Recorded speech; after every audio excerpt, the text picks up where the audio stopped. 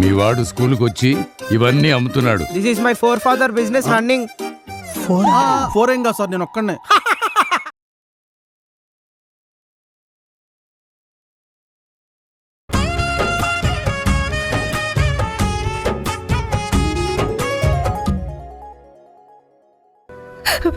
నాన్న మీరు సరిగ్గానే పెంచారు నాన్న, కానీ నేను తప్పే.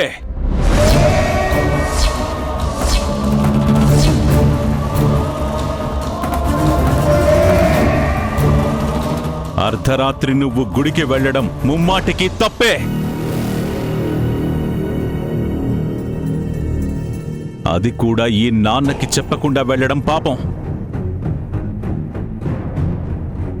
అదేమైనా అంటే రాహుల్ బాబు తీసుకువెళ్ళమన్నాడని నువ్వు చేసిన తప్పుని సమర్థించుకుంటున్నావు.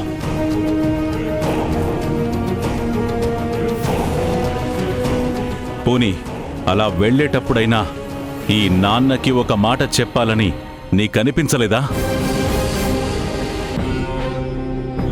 మీరు భలే వాళ్లే నాన్నా. చెప్పకుండా వెళ్ళిపోయిన దాన్ని పట్టుకొని అనిపించలేదా అని అడుగుతున్నారు. అనిపించలేదు కాబట్టే కదా చెప్పకుండా వెళ్ళిపోయింది.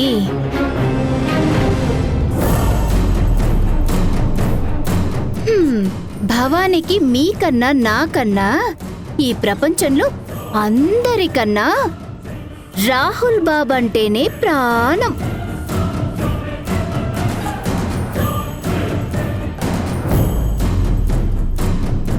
ఆయన ఒక్క మాట చెప్తే గుడికే కాదు చంద్రమండలానికైనా కళ్ళు మూసుకుని వెళ్తుంది.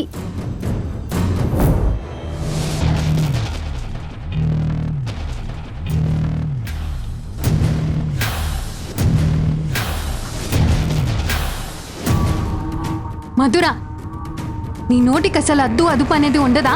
ఏది పడితే అది వాగుతూనే ఉన్నావు.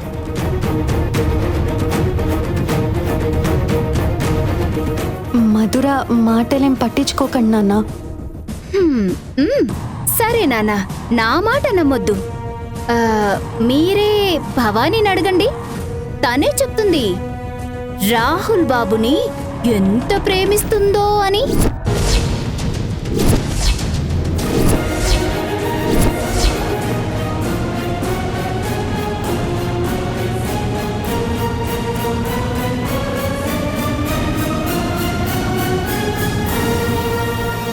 ఏం మాట్లాడుతున్నావు మధురా?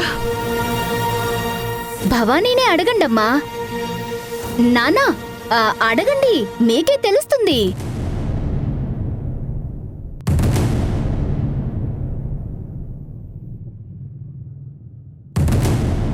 భవానీ, నువ్వు కలలో కూడా అబద్ధమాడవని నాకు తెలుసు.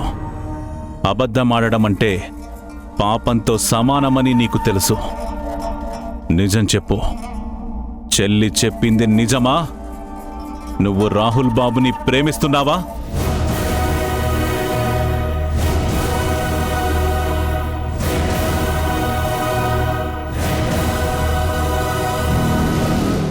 నాన్న, అయ్యిందేదో అయ్యింది, ఇక వదిలేండి నాన్న. పదండి భోంచేద్దాం. అమ్మా, భోజనానికి సిద్ధం చెయ్యి. ఆగు కావేరి.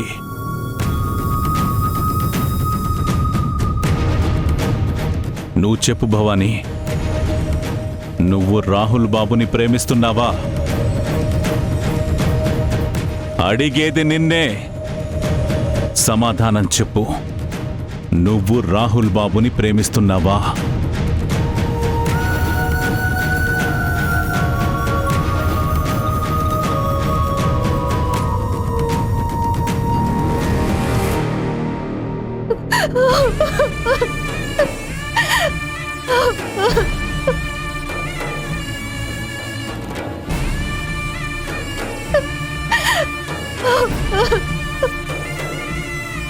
అయ్యో, ఏంటి నాన్న మీరంత అమాయకంగా ఉన్నారు?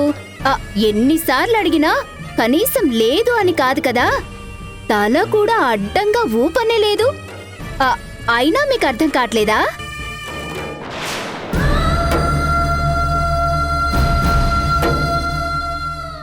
భవానీ అక్క ఆ రాహుల్ బాబుని పిచ్చి పిచ్చిగా ప్రేమిస్తుంది. ఇదే నిజం. మధురా, నువ్వు చెప్పాల్సింది చెప్పావు కదా, ఇంకా మాట్లాడకు.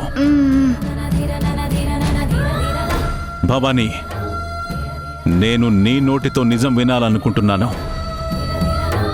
ఇక అడిగే ఓపిక నాకు లేదు.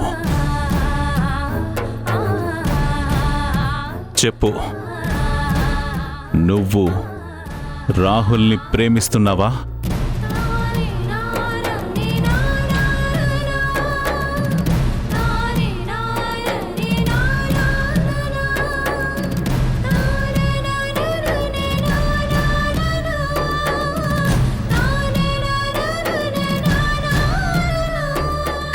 అవును నాన్న, ప్రేమిస్తున్నాను.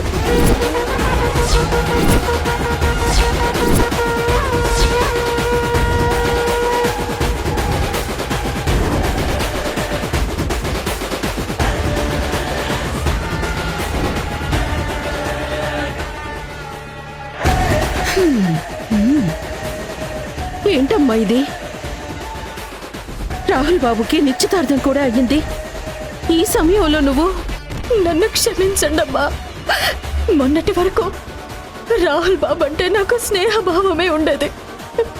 కానీ ఎప్పుడైతే గోదాదేవి కళ్యాణంలో రాహుల్ బాబుని శ్రీరంగనాథుడిగా చూశానో అప్పటి నుండి రాహుల్ బాబు అంటే నా మనసులో ఆరాధన మొదలైంది.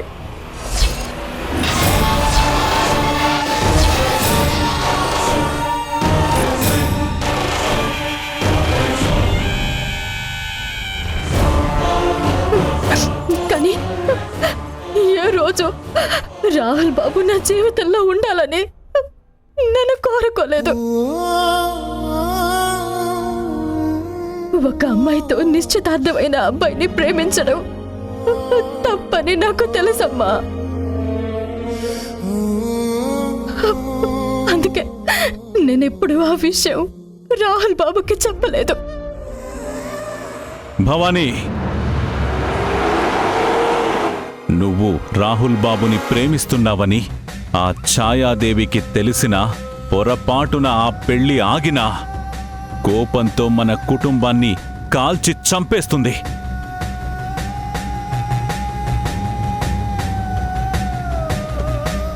ఈ ఊరి పెద్దగా, నీ నాన్నగా నీ మంచి కోరుతూ ఒక మాట చెప్తున్నాను, విను. నువ్వు రాహుల్ బాబుని మర్చిపోవడమే మంచిది, అందరికీ మంచిది.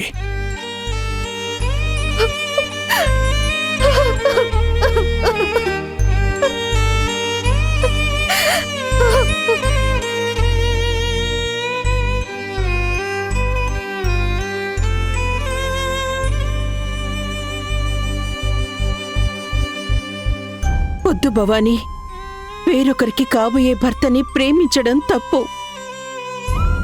ఆ తప్పు నువ్వు చెయ్యకమ్మా. లేదమ్మా, రాహుల్ బాబు మీద నాకున్నది ఆరాధనే తప్ప ఆయన నాకు సొంతం అవ్వాలన్న ఆలోచన నాకు ఎప్పుడూ లేదమ్మా. లేకపోతేనే బెటర్. ఉంటే మనందరము ఒకేసారి పైకి పోతాం ఆ ఛాయాదేవి చేతుల్లో.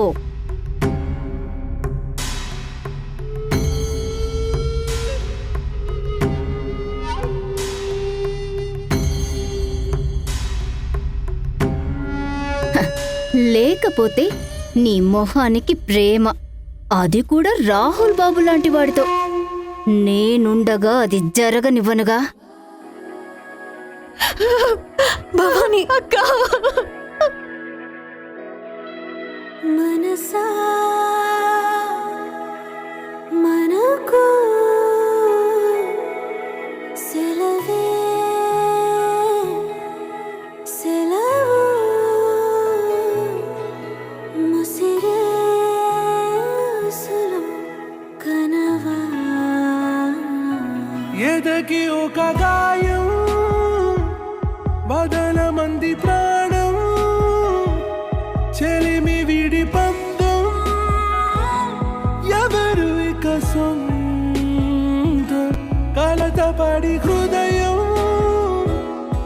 కరగనంది మౌనం గతము విడి పాశం ఏది ఇక బంధం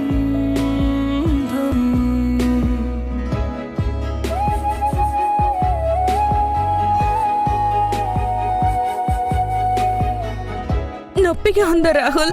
అవునక్క, కానీ ఇక్కడ కాదు, ఇక్కడ. మనమేం పాపం చేశామనరా? ఆ దేవుడు మనకి ఎన్ని కష్టాలు ఇస్తున్నాడు. పెళ్ళయ్యాక నా జీవితం నరకం చేశాడు. నీ జీవితం పెళ్లికి ముందే నరకంలా మారుస్తున్నాడు. ఇప్పటి వరకు దేవుడు సృష్టించిన మనుషులకే మనసు లేదనుకున్నాను, కానీ ఇప్పుడు అర్థమైంది రాహుల్,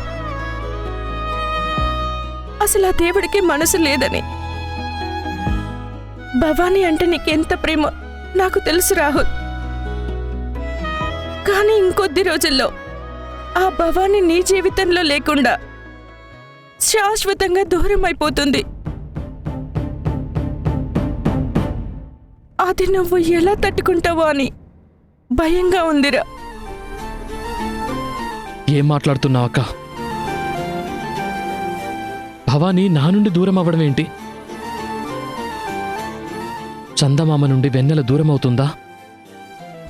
సూర్యుడి నుండి వెలుగు దూరం అవుతుందా? అలాగే నా భవానీ కూడా ఈ రాహుల్ని వదిలి ఎక్కడికి వెళ్ళదక్కా. నా ప్రాణం ఉన్నంత వరకు నా గుండెల్లోనే ఉంటుంది. అర్థమవుతుందిరా, నీ ప్రేమ అర్థమవుతుంది, నీ బాధ కూడా అర్థమవుతుంది. ఇప్పుడు నా బాధ నా గురించి కాదక్కా. అక్కడ భవానీని వాళ్ళింట్లో వాళ్ళు ఎన్ని మాటలు అంటున్నారో అని బాధపడుతున్నా. నా వల్ల ఎన్ని అవమానాలు పడుతుందో అని బాధపడుతున్నాను. పాపం, నా కోసమే ఆ గుడి తలుపులు తెరిచింది. అందరి చేత అన్ని మాటలు పడింది. రాహుల్, భవానీ నువ్వు ఒకరి మీద ఒకరు ప్రేమను చెప్పుకోకుండానే ఇంతలా ప్రేమించుకుంటున్నారు చూడు. మీ ప్రేమ చాలా గొప్పదిరా. ఈ సమస్యకి పరిష్కారం ఏంటో ఆ అమ్మోర్ తల్లికి తెలియాలి రాహుల్. జాగ్రత్త రాహుల్.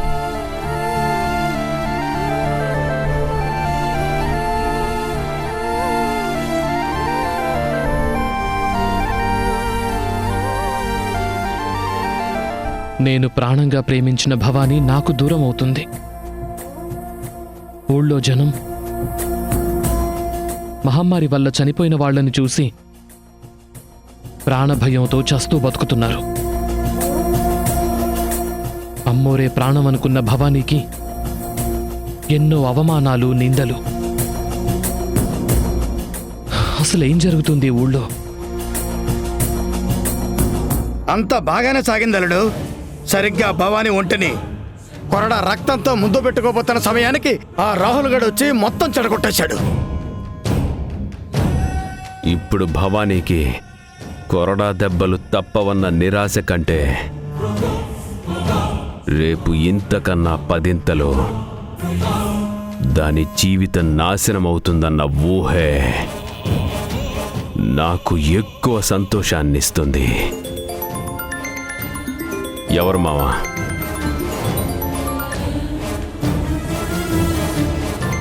ఇంకెవరు? నీ చెల్లికి ఫోన్ ఇచ్చినప్పటి నుంచి నా ఫోన్ రింగ్ ఇది నీ చెల్లి వల్లే. ఇదిగో. అమ్మా చెల్లి. అన్నయ్య, నీ గుండెలు అద్దిరిపడే విషయం చెప్తాను, జాగ్రత్తగా విను. చెప్పమ్మా, ఏంటా విషయం? భవానీ రాహుల్ని ప్రేమిస్తుంది.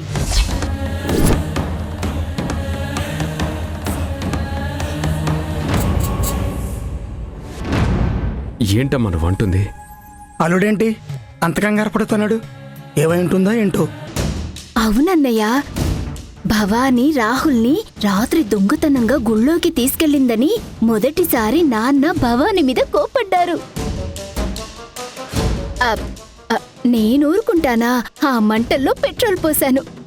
భగభగ మండుతుంటే ఆ భవాని తట్టుకోలేక స్వయంగా తన నోటితోనే తానే ఆ రాహుల్ని ప్రేమిస్తున్నానని చెప్పేసింది. నేనేదైతే జరగకూడదని భయపడ్డానో అదే జరుగుతుందమ్మా. అంటే ఆ తాళి పెళ్ళి అలా జరగకూడదు. హలో అన్నయ్య, తాళి పెళ్ళ ఏమంటున్నావు? అన్నయ్య ఏం జరిగింది? ఏం లేదమ్మా, ఇంకా మనం ఏమాత్రం ఆలస్యం చేయకూడదు. రేపు మనం అనుకున్నది అనుకున్నట్టు తూచా తప్పకుండా జరగాలి. నేను రేపటి గురించి ఎదురు చూస్తున్నానన్నయ్య. ఎలాగూ ఆ బియ్యం, పసుపు, కుంకుమ ఆ భవానీ తల కింద పెట్టేశాన్గా. ఎప్పుడెప్పుడు ఆ భవానీని గుడికి ఈడ్చుకుపోయి ఊరికి సొంతం చేస్తారా అని ఎదురు చూస్తున్నాను.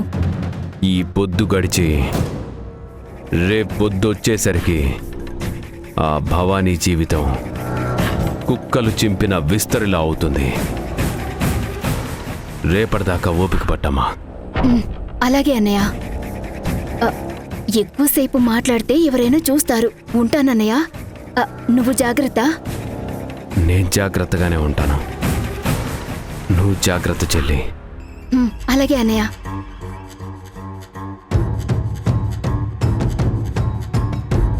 ఏమైంది అల్లుడు? ఏదో వినకుండా విషయం విన్నట్టున్నావు. అవును మావా, మనం భయపడిందే జరిగింది. ఆ భవానీ రాహుల్ గాడిని ప్రేమిస్తుందంట. పద్ది సంగతి అల్లుడు. ఆ రాహుల్ గాడిని నిశ్చితార్థంలో చూసినప్పుడు నాకు అనుమానం వచ్చింది.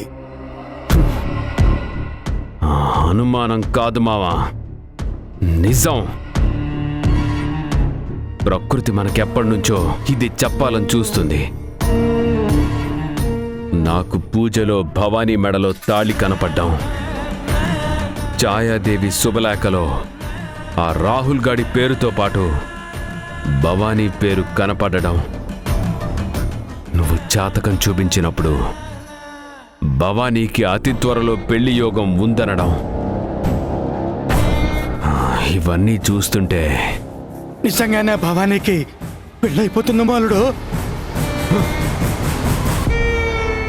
అదే జరిగితే వాళ్ళిద్దరికీ పార్వతీ పరమేశ్వరులకున్నంత శక్తి వస్తుంది. అలా జరగకూడదు. మనం ఎలాగో ఆ భవానీకి పెళ్లి జరగనివ్వం కదా అల్లుడు. రేపెలాగో ఆ భవానీ తలదిండి కింద బియ్యం, పసుపు దొరుకుతాయి. ఊరు వాళ్ళు తీసుకెళ్లి ఆ భవానీని ఊరికి సొంతం చేసేస్తారు. ఇంక చచ్చిన ఆ భవానీకి పెళ్ళవదు. నీ వేటతో ఎలాగో ఆ భవానీని చంపేస్తావు.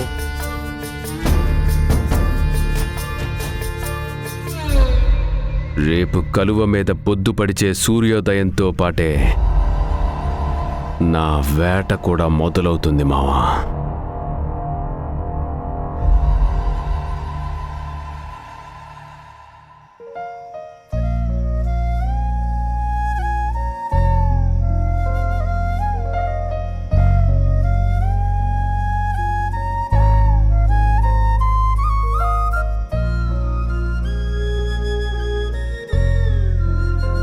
భవానీ, అక్క, నిజంగా నేనే తప్పు చేయలేదు. రాహుల్ బాబుని మనసులో ఆరాధించానే కానీ కనీసం ఆ విషయం ఎప్పుడు బయటికి కూడా చెప్పలేదక్క. భవానీ, ఈ ప్రపంచమే నువ్వు తప్పు చేసావని నిందించినా, నీకు ఎదురు నిలబడినా ఈ అక్కెప్పుడూ నీకు తోడుగానే ఉంటుంది. నా చెల్లి ఎప్పటికీ తప్పు చేయదు భవానీ.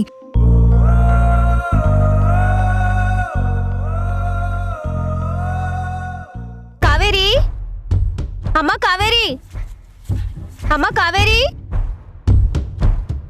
చెప్పండి పిన్ని. ఏం లేదమ్మా, మా గేదె ఈ రోజు ఎందుకో పాలివ్వలేదు. పాప పాల కోసం ఏడుస్తుంది. కొంచెం పాలుంటే పోస్తావా? దాందేముంది పిన్ని, ఇప్పుడే తీసుకొస్తాను.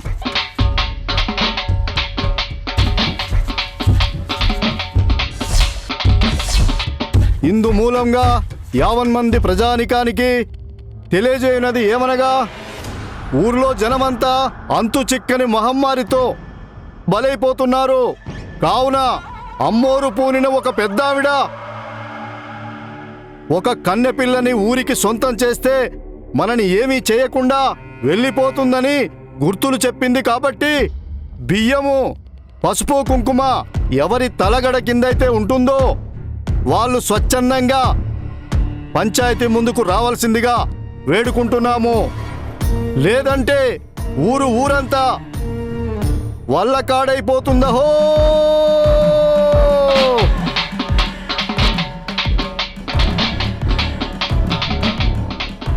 ఇదిగోండి పిన్ని. అమ్మా కావేరి, భవానీ ఎక్కడమ్మా కనపడట్లేదు? అదిగో లోపలుంది పిన్ని.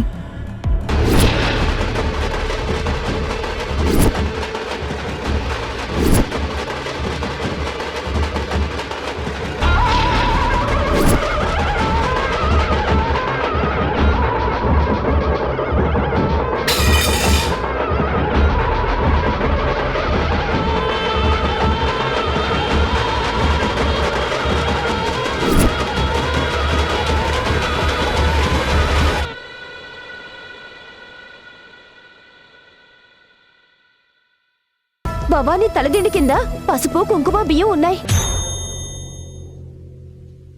అమ్మోరు పూనిన పెద్దావిడ చెప్పినట్టుగా భవానీని ఊరికి వదిలేయాలి.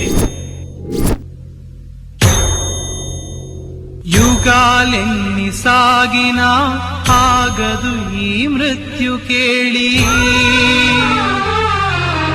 మగువను విషనాగై నింగే వైకుంఠపాళి.